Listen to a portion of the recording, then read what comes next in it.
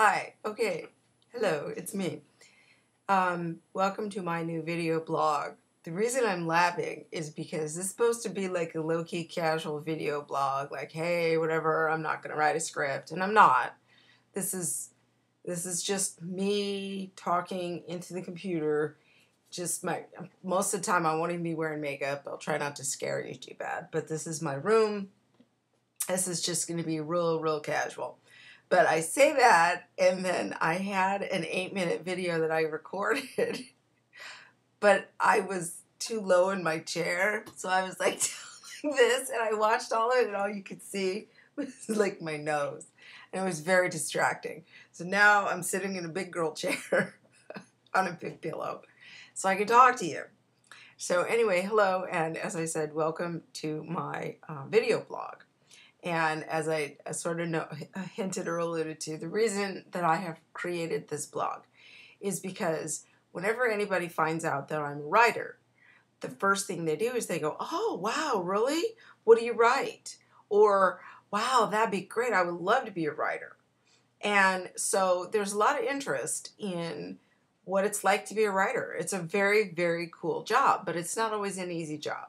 It's sometimes a little tough to get motivated. You'd, rather be doing a million other things sometimes. But as a professional writer, you have to have a motivated attitude. You got to have the right attitude. And so really this blog is going to be about, the kinds of things I'm working on and the struggles I have with them and the successes, hopefully a lot of those. And, if you're a writer or an aspiring writer or someone who just is nosy or maybe my dad, then, you can check in on a regular basis.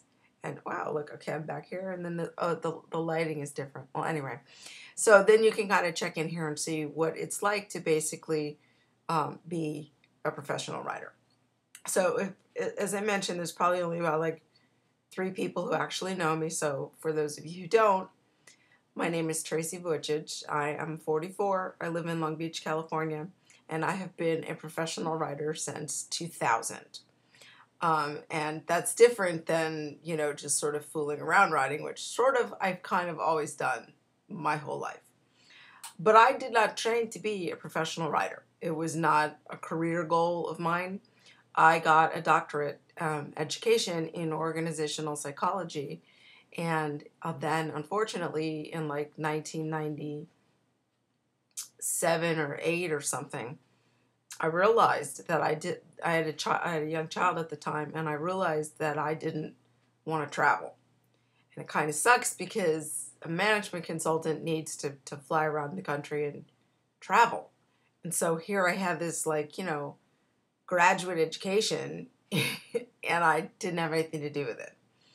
So I'd gotten married, had another baby, and was just sort of trying to occupy my mind. And I was writing these massively long emails to my family about just things. So like I would go to SeaWorld and I'd write like a 5-page email about, the baby touching fish for the first time. And the people in my life kind of, I guess, thought it was pretty funny. So my sister had a boyfriend who had a newspaper, a little local newspaper. She was like, you should write a column in the paper. And I was like, all right, sure. So I started a column called The Apple Pie Weekly.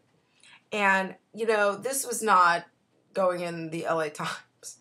This was a little throwaway paper, the kind of thing you get on your driveway, and you're like, oh, the paper's here, but you don't pay for it or anything. So it was one of those. I never actually saw the column in the paper. I mean, they tell me it was in the newspaper, and I had people commenting and writing me letters, but I don't live in Arizona. So here I am writing for free. My husband was not happy. He's like, why don't you get an actual job? But we had a baby, and I didn't want to get a job. So I started writing this column about, what it was like to have a baby and not be sleeping. And then I ended up making the columns into a book and publishing the book. Book's called Motherhood, Apple Pie, and Other Fattening Things. And I published them through iUniverse, and it was part of a message board somewhere, a writer's group. and I met another fellow who wrote a book similar to mine, and we kind of hit it off and traded writing tips and things like that. And then one day he's like, "Hey, I'm doing this gig as a book reviewer for a universe, and they're looking for people. Do you want to try out?"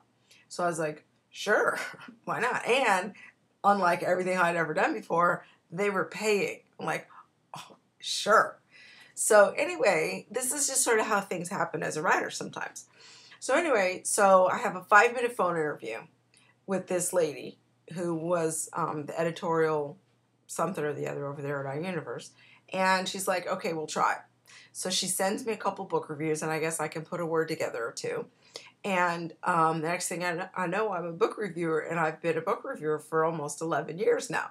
I've read 500 books on all different kinds of topics, and I will be sharing some of those with you. I'll be like, "Oh, I read something today." So that's part of my source material for the blog here. And also then I became a writer for Nightingale Conant. And I am, I think, probably one of their lead writers at this point. I write scripts for their in-house audio programs. I create workbooks, the content anyway. We have really good designers that make it look pretty. And, you know, it just kind of snowballed into this thing. And I'm just wrapping up another book, which I'll tell you about when it's wrapped up. It's a secret. Shh. And it'll be coming out probably in 2011. And it's great. It's a great life.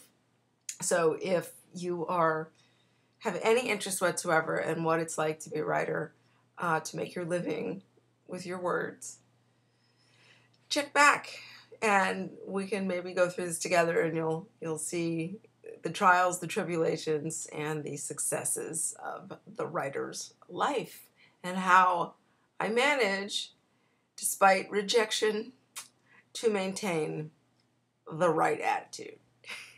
So thanks for stopping by, and come back next time.